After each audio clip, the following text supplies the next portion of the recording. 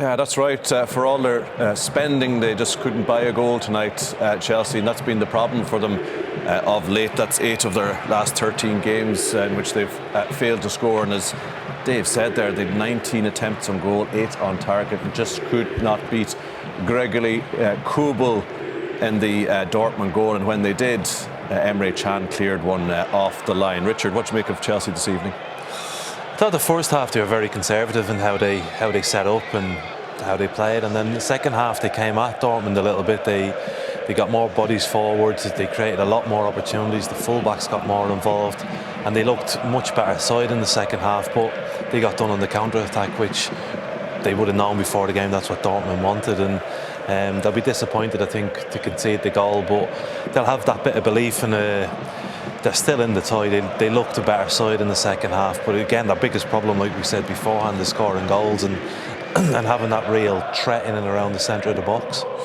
They were a lot more adventurous second half, Brian, weren't they, Chelsea? But did that cost them? As Richard said, Dortmund are a team, if you're doing your analysis, you'd be saying, watch them on those counter-attacks, those transitions. I can't say that. They got done off. You've got a corner kick yourself. You have to try to score, but you also got to be aware of the qualities of the opposition. So you have to leave players back who are able to run fast enough under a tree.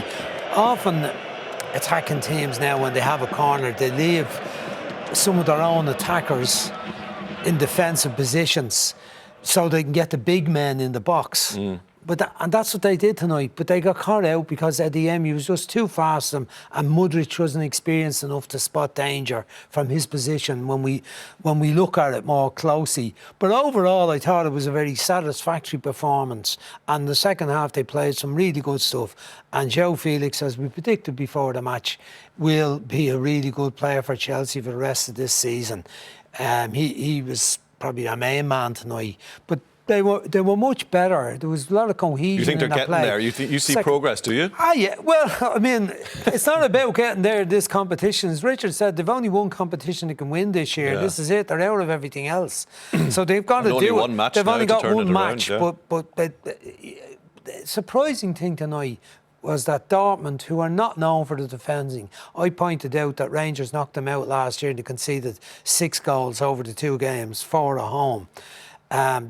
Have been good defensively in recent weeks. They were poor before the World Cup, lost the last 2 games before the World Cup, and were down the table 6, 7, 8 position. Suddenly, they've got 6 wins in a row, and they're up now in contention for the championship. Tonight gives them something to hold on to in the second leg, but I think Chelsea still have enough to beat them. But it'll be a good game.